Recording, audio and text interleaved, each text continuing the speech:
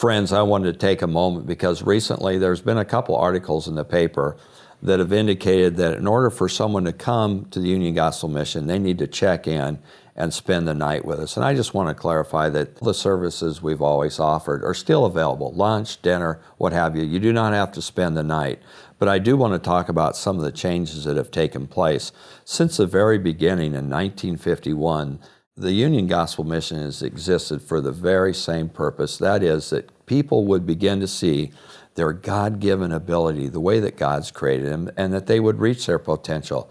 It's not our desire to see people sleeping under a bridge, eating under a bridge in this cold weather or even warm weather. We believe God has something better. Now, the Union Gospel Mission, what's new now as people come and check in, we want to identify their ID and know who's staying with us. After they've eaten here 5 times at lunch, we can say to them, we'd like you to do a little chore. Why is that important? We believe that when people give back, dignity is established. If you just give, oftentimes it can become entitlement or you owe me. And there's a lack of really helping them establish dignity and worth. And then in the evening, after they've had 3 meals, we have them attend a chapel service. And so why is that important? I've been here for 30 years, and time again, I can tell you, it's at that chapel service that God shows up and the heart begins to change. And I'm thinking of a gentleman now that's been here with 30 years of addiction. He shows up, he has a meal, he has a conversation with God after chapel service. God reveals himself, and now it's been over a year that he has been sober after 30 years of addiction. Why?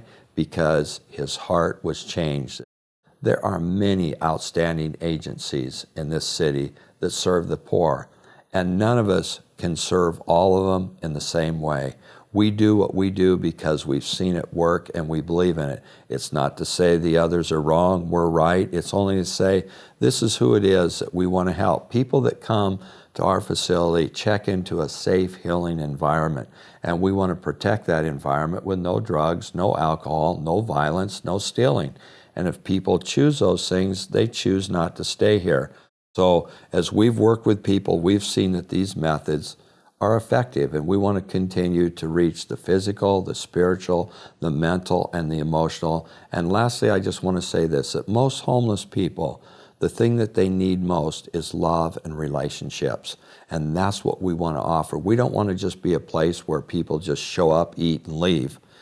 We want to be a place that has contact, that we can show them the love of Christ, build relationships, and show them the worth that they have. And that's what we're committed to. So thank you for allowing us to do that, and for just taking a minute to share that what we're doing hasn't really changed, but this is who we are. And we're grateful for everyone in our city that has a heart to help the homeless, and we do this together.